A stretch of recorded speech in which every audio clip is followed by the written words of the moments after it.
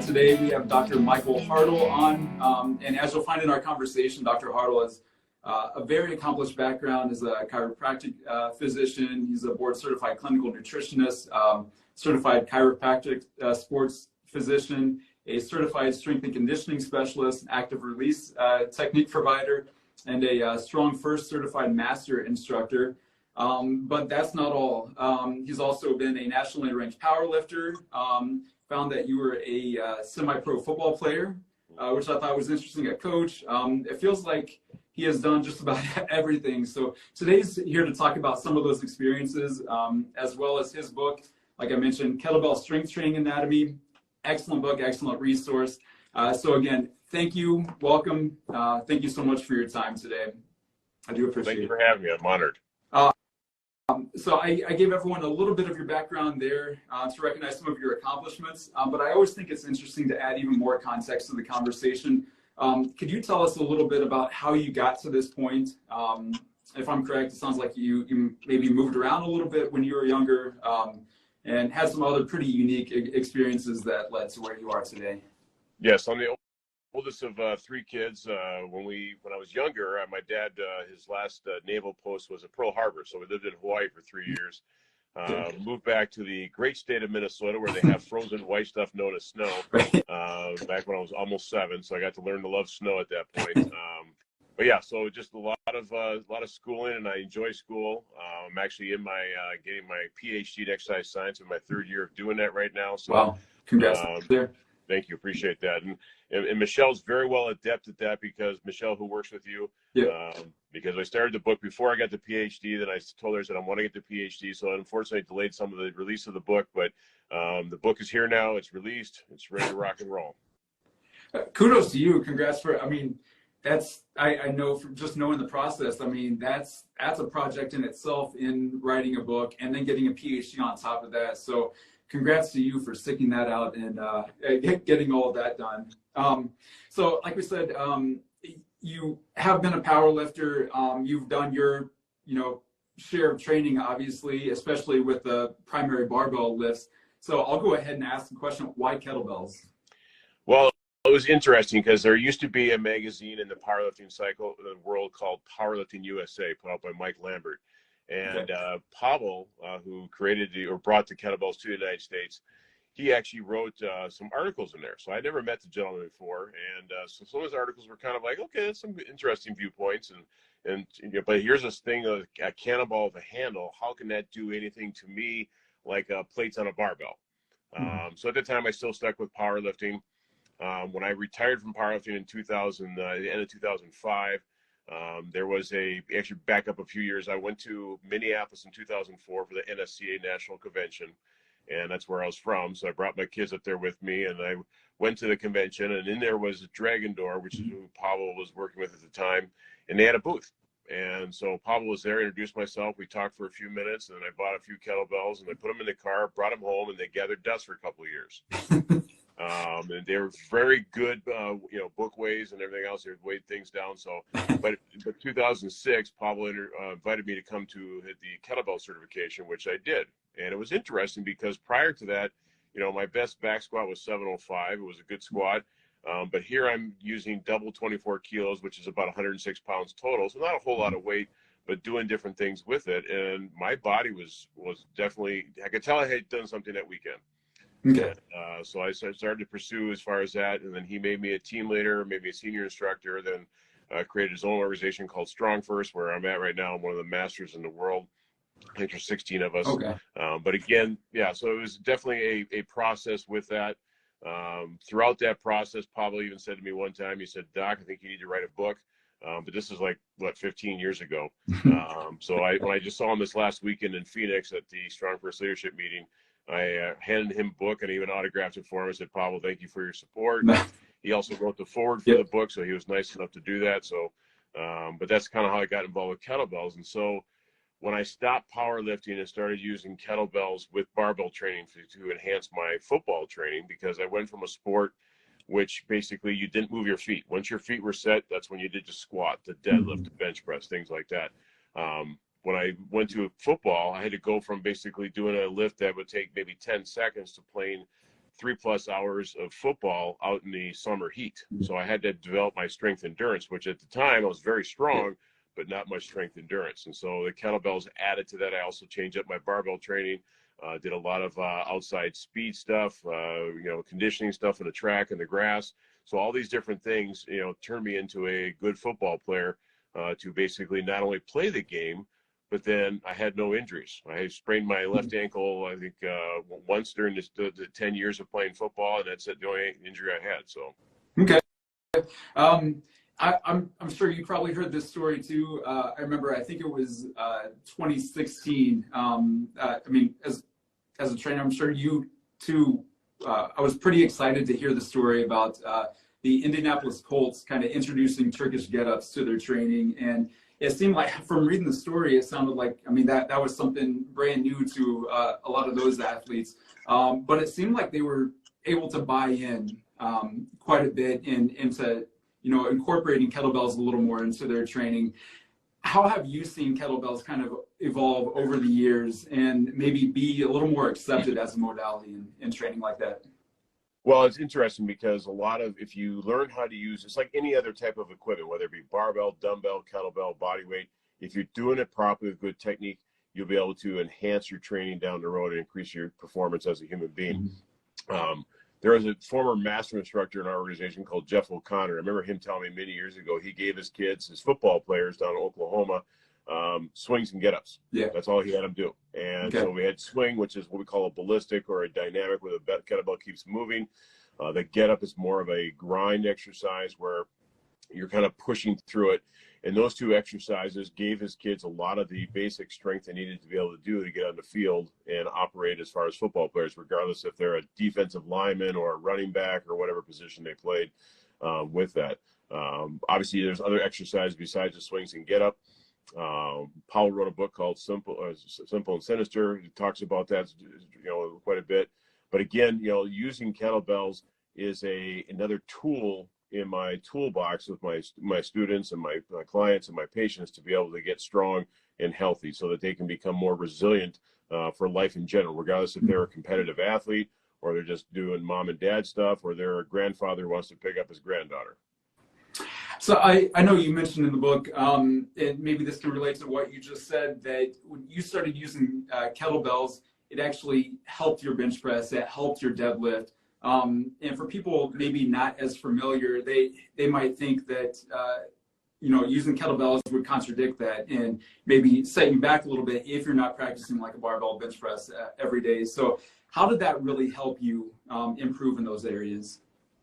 Well, for example, with the powerlifting, with the barbell deadlift, I have a long torso and not to say short arms and short legs, but when I lock out the barbell, it's right by my groin area. Okay. So the lockout generally was always my toughest part of the deadlift. When I started learning how to do kettlebells, I was doing heavy double kettlebell swings with the kettlebells inside my legs. And that itself, all of a sudden I went back to deadlifting a few weeks later, and I went, that's kind of interesting. My lockout was more crisp, more smooth. And I was like, wow, that's a big thing. I know Donnie Thompson was showing how to use kettlebells by Pavel, and he also improved his bench press, his deadlift, his squat. So it's not just, myself as a case study, it's other people as well, too, have seen the benefits of doing it. How have you, maybe in some of your experiences with, some of your patients, some of your clients, how have you kind of seen them buy into it a little bit? Maybe they've never seen a kettlebell before and they're trying it for the first time. Kind of what's their reaction and what's your experience been in introducing that to them? Well, it's quite interesting because a lot of patients, for example, take a 12-kilo kettlebell, which is 26 pounds. A lot of these people have kids or have had kids before. They're like, well, I can't pick that up. I'm like, well, you pick up little Johnny all the time and you carry him on your right hip or left hip or something like that. So again, we want them to be able to become stronger. So a lot of times I just start them with the kettlebell deadlift, and then I may show them the kettlebell get up, and then we may move into the kettlebell swing.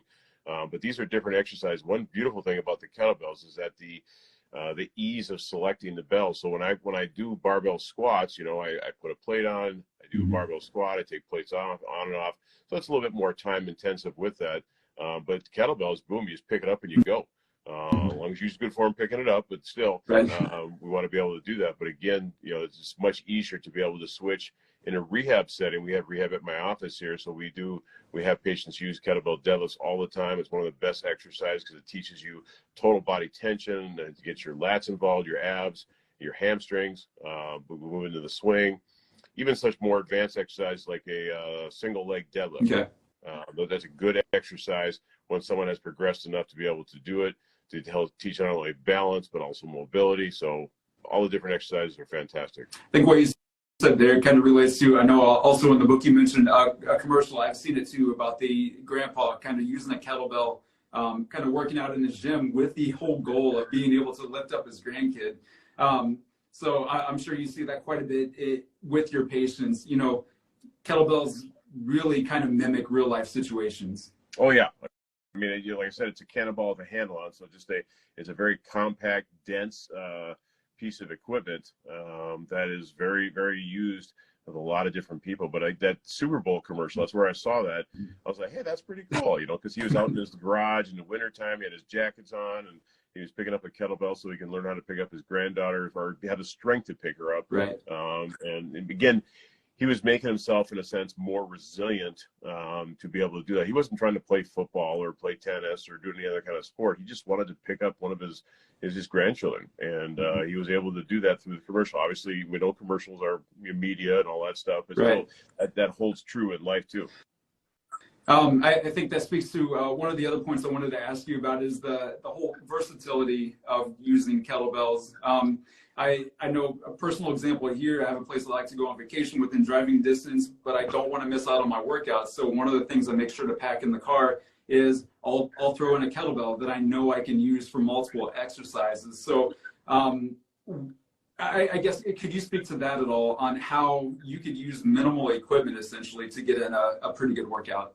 Oh yes, most definitely. I mean, those add to what you said about vacation. So there's a place in northern Minnesota called the Bounty Waters Canoe Area. It's very pristine and very quiet up there. I actually brought a kettlebell in the canoe for two reasons. One, because my kids were in there. My son in front wasn't heavy enough, so I put the bell in front of his feet so I stunk the canoe so we could actually canoe through the water better. But two, when we got to the campsite, I was able to do different, swings and squats and things like that to actually enhance as far as my training, and so I didn't lose any strength at that point. So because I was getting ready to play some football at that point. Nice. So I guess speaking to that too, then, and the versatility of it, if you were to say you're trying to program a workout for someone, you have one kettlebell, what is an example of a workout that you might give someone in that case? I would do some kettlebell deadlifts, some kettlebell swings, two hands on one bell. Some one-handed swings are great because when you're, for example, doing one-hand swings with my right hand, my left gluteus medius, quadratus lumborum, and the other musculature on that side are working hard to stabilize my spine, keeping it straight. So it's definitely an asymmetrical lift.